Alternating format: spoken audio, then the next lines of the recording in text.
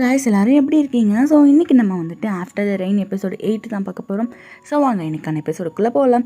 So ஸ்டார்டிங்கில் என்னாங்கன்னா நம்ம ஹீரோயினி வந்துட்டு அவளை தன்னை இன்ட்ரடியூஸ் பண்ணிகிட்டு இருக்கா நம்மளுக்கு. என் பேர் வந்துட்டு அக்கிரா டச்சிபானா. ஸோ எனக்கு வந்து 17 வயசு ஆகுது. நான் வந்து ஹை ஸ்கூல் ஸ்டூடெண்ட் அப்படின்ற மாதிரி சொல்கிறான்.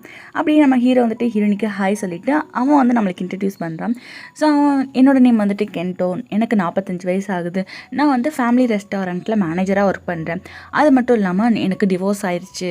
அண்ட் நானும் ஹீரோயினி வந்துட்டு ஃப்ரெண்ட் ஆகிட்டோம் அப்படின்ற மாதிரி சொல்லிட்டு இருக்காங்க.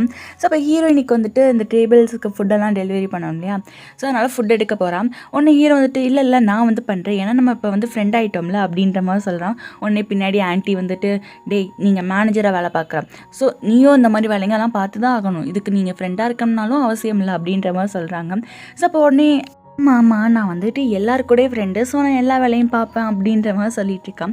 உடனே யோஷி வந்துட்டு சார் அப்போனா நம்ம 2 பேரும் ஃப்ரெண்ட் ஆகலாமா அப்படின்ற மாதிரி சொல்லவும் ஹீரோ வந்துட்டு சரின்னு சொல்லிட்டு ஸ்டாப் பண்ணுறான். அப்போ வந்துட்டு ஏன் சார் ஸ்டாப் பண்ணிங்கன்ற மாதிரி கேட்கவும் உடனே ஹீரோ வந்துட்டு சொல்கிறான், நீ வந்து உன் முடியை வெட்டணும், ஏன்னா நீ வந்து ஒரு ரெஸ்டாரண்ட்டில் வேலை பார்க்கணுன்னா நீ வந்துட்டு ஃபஸ்ட்டு உன் ஹேரை வெட்டி நீட்டாக வச்சுக்கணும், இல்லாட்டினா அந்த இது வந்துட்டு சாப்பாட்டில் விழுந்துடும். நீ வந்துட்டு என் கூட ஃப்ரெண்ட் ஆகிறதுக்கு முன்னாடி இந்த வேலையை விட்டு நின்றாலும் நின்றுவை பார்த்துக்க, ஹேரை வெட்டாட்டினா அப்படின்ற மாதிரி சொல்லவும் அவனுக்கு ஷாக் ஆகுது. அது மட்டும் இல்லாமல் ஹீரோயினுக்கு என்னடா ஹீரோ இப்படி மாறிட்டான்ற மாதிரி அவளுமே வந்துட்டு பார்த்துட்டே இருக்கான். லன்ச் டைம் ஆகிடுச்சு. ஹீரோயின் வந்து ஸ்டாஃப் ரூமில் உட்காந்து சாப்பிட்டுட்டு இருக்கான். பட் அவளுக்கு சாப்பிட்டுட்டு இருக்கும்போது நேற்று நைட்டு வந்து ஹீரோ ஹக் பண்ணியிருப்பான் இல்லையா? ஸோ அதெல்லாம் நினச்சி பார்த்து அப்படியே சிரிச்சிட்டு இருக்கா. அப்போ அங்கே கீக்கோ போகிறான். ஸோ கீக்கோ வந்ததும் என்ன பண்ணுறேன்னு சொல்லிட்டு அவளோட ஃபேஸை பார்த்துட்டு உன் மூஞ்சில் பிம்பிள் இருக்குது ஹீரோயினி, நான் வேணால் அதுக்கு மருந்து தரேன் என்கிட்ட இருக்குது அப்படின்ற மாதிரி சொல்லிட்டு இருக்கும்போது அந்த இடத்துக்கு யோஷி வந்துட்டு ரொம்பவே சேடாக வரான். ஸோ என்னாச்சு ஏன் இப்படி டவுனாக இருக்கா அப்படின்ற மாதிரி கேட்கும்போது யோஷி சொல்கிறான், இந்த மாதிரி நான் முடிய வெட்டாட்டினா என்னை வேலையை விட்டு தூக்கிடுவாங்களாம் அப்படின்ற மாதிரி ஒரு மாதிரி ஃபீல் பண்ணி சொல்கிறான். ஆனால் எங்கிட்ட ஹீரோனியும் கீக்கும் வந்துட்டு அப்படியே சிரிக்கிறாங்க. ஸோ உடனே கீக்கோ வந்துட்டு சொல்கிறான், கவலைப்படாத, எனக்கு வந்துட்டு முடி வெட்டுறதுக்கும் நல்லாவே தெரியும், ஸோ நான் உனக்கு ஹெல்ப் பண்ணுறேன்ற மாதிரி சொல்லவும் டக்குன்னு யோஷி வந்து கீக்கோட கையை பிடிச்சிட்டு ஓ ரொம்ப தேங்க்யூ கீக்கோ, நாம் 2 பேரும் சாயங்காலம் மீட் பண்ணலாம், நீ எனக்கு இங்கனே கூட வந்து வெட்டி விடு அப்படின்ற மாதிரி சொல்லிட்டு அவன் ஹாப்பியாக அங்கேருந்து போயிடறான். ஸோ அவன் கையை பிடிச்சி பேசிட்டு போனதுக்கப்புறம் கீக்கோவால் வந்துட்டு ஐயோ என்னால் நம்ப முடியல, அவன் என் கையை பிடிச்சா பேசினா அப்படின்ற மாதிரி இருக்கு. ஸோ உடனே அவள் ஹீரோயினி கிட்ட போயிட்டு நீங்களும் யோஷியும் வந்துட்டு ஃப்ரெண்டா அப்படின்ற மாதிரி கேட்குறான்.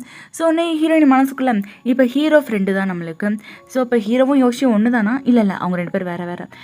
இல்லை எனக்கு யோஷி ஃப்ரெண்டெல்லாம் கிடையாது, சும்மா தெரியும் அப்படின்ற மாதிரி சொல்கிறான். ஸோ உடனே அவன் வந்துட்டு இல்லை நான் உங்ககிட்ட இப்படி கேட்குறேன்னு தப்பாக எடுத்துக்காதீங்க, நீங்கள் யாரையாவது விரும்புகிறீங்களா? ஸோ அப்படி விரும்புனா என்னென்ன அதெல்லாம் நம்ம பண்ணி அவங்க கூட வந்துட்டு நெருங்கலாம் அப்படின்ற மாதிரி கேட்குறான். ஸோ உடனே ஹீரோயின் வந்துட்டு நீ வந்து கிடைக்கிற கேப்பில் பூந்து அவங்க கூட பேச ட்ரை பண்ணு, கொஞ்சம் கொஞ்சமாக உங்களுக்காக சான்ஸ்லாம் கிடைக்கும், அந்த சான்ஸை யூஸ் பண்ணு, அதுக்கப்புறம் ஃப்ரெண்ட்ஸ் ஆவீங்க, ஃப்ரெண்ட்ஸ்லேருந்து அப்படியே ஆட்டோமேட்டிக்காக லவ்வுக்கு போயிடும் அப்படின்ற மாதிரி சொல்கிறான்.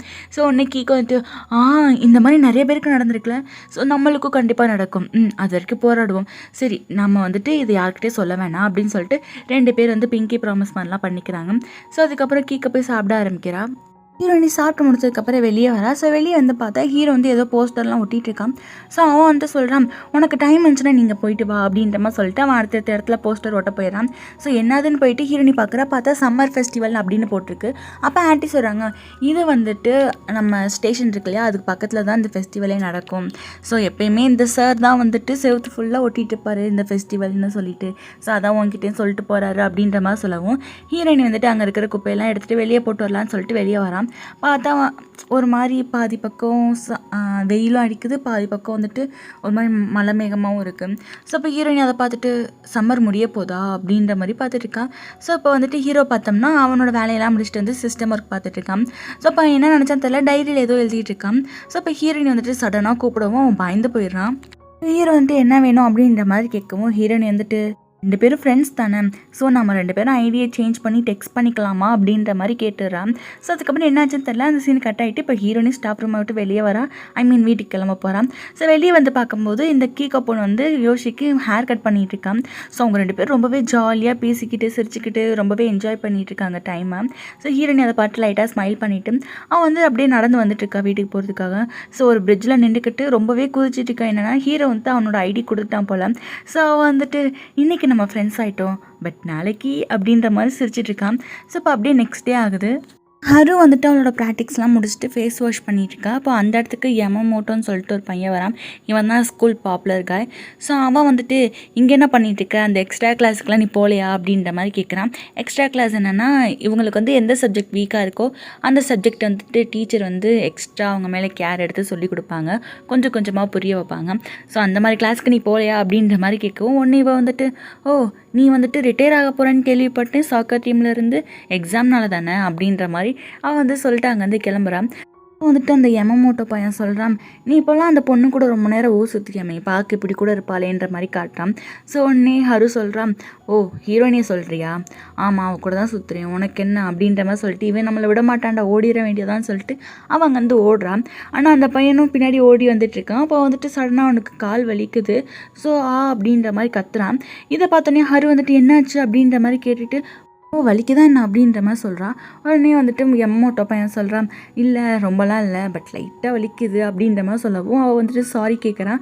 வந்துட்டு பரவாயில்ல இருக்கட்டும், இது ஒன்றும் உன்னோட தப்பு இல்லைல்ல, அது மட்டும் இல்லாமல் நான் ஒன்றும் எக்ஸாம்னால ரிட்டையர் ஆகலை, எனக்கு வந்து காலில் அடிபட்டிருக்கு இல்லையா, ஸோ அதனால தான் அப்படின்ற மாதிரி சொல்லவும் இவன் வந்துட்டு கொஞ்சம் ஃபீல் ஆகுறான்.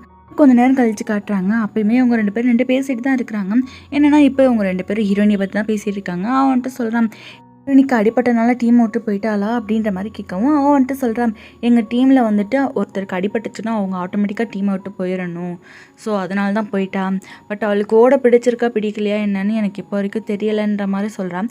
அதுக்கு ஒன்றே அவன் சொல்கிறான், அவளுக்கு கண்டிப்பாக ஓட பிடிக்கும், பட் இருந்தால் அவளுக்கு ஒரு சின்ன பயம் என்னென்னா, நம்ம வந்து ஹீரோயின் நல்லா ஓடுவாப்பா, அவளை மிஞ்ச யாருமே இல்லைன்ற மாதிரி சொல்லுவோம், பட் அவளுக்கு அடிபட்டுக்கனால அவளால் ஃபாஸ்ட்டாக ஓட முடியாது, ஸோ அவன் மேலே வச்சுக்க அந்த எக்ஸ்பெக்டேஷன் வந்துட்டு கொஞ்சம் கொஞ்சமாக குறையுன்ற ஒரு பயம். ஸோ ரொம்ப நாளைக்கு விட்டுட்டு ஸ்டார்ட் பண்ணுறனால அவளுக்கு இன்னும் கொஞ்சம் பயமாக இருக்கும்.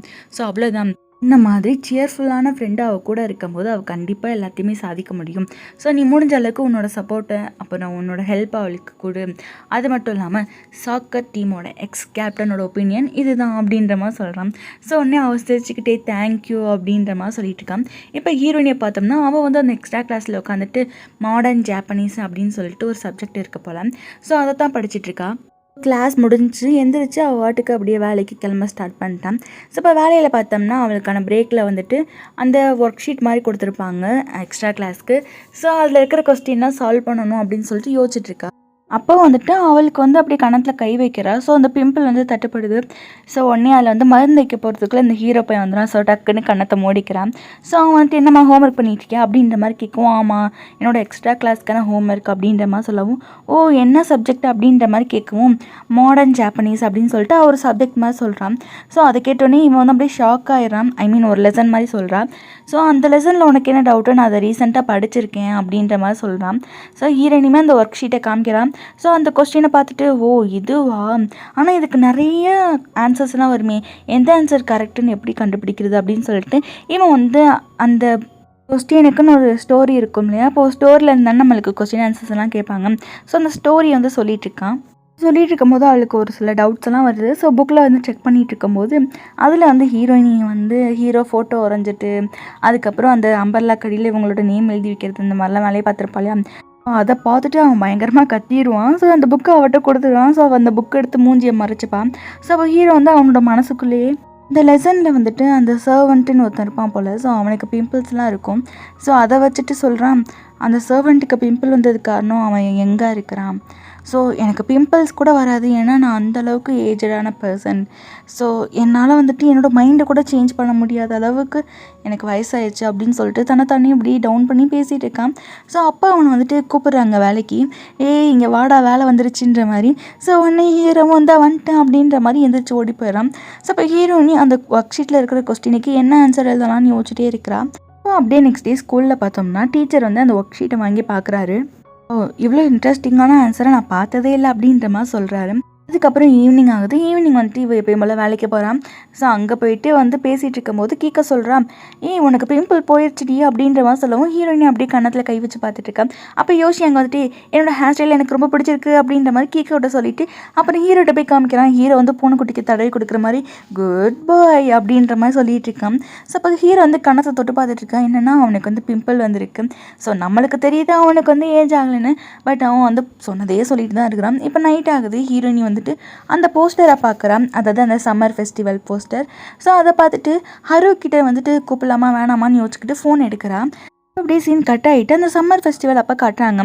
பார்த்தா ஹீரோயினி சூப்பராக ட்ரெஸ் பண்ணிட்டு வந்திருக்கா. அது மட்டும் இல்லாமல் ஹருவுமே வந்திருக்கிறா. ஸோ 2 பேருமே வந்துட்டு ஜாலியாக சுற்றுறதுக்காக போயிடுறாங்க. எப்போ வந்துட்டு ஸ்டாஃப் ரூமில், அதாவது ஸ்கூலில் இருக்க ஸ்டாஃப் ரூம் டேபிளில் ஹீரோயினோட ஒர்க் ஷீட் இருக்குது. ஸோ அதில் வந்துட்டு என்ன எழுதியிருக்கான்ற மாதிரி காட்டுறாங்க.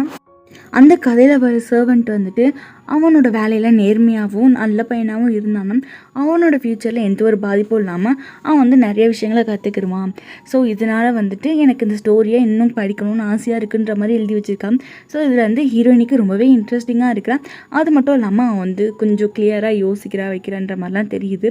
ஸோ அதோட இந்த எபிசோட் முடியுது. ஸோ இந்த எபிசோட் எப்படி இருக்குன்னு சொல்லிட்டு மறக்காமல் நீங்கள் கமெண்ட்டில் சொல்லுங்கள். ஸோ அது மட்டும் இல்லாமல் லைக் பண்ணி ஷேர் பண்ணி அண்ட் கூடவே சப்ஸ்கிரைப் பண்ணி பெல் ஐக்கான் ஆன் பண்ணி வச்சுக்கோங்க. அப்போ தான் நெக்ஸ்ட் போகிற எபிசோட் வந்து உங்களுக்கு நோட்டிஃபிகேஷனை காட்டும். ஸோ அது வரைக்கும் டாட்டா, பாய் பாய்.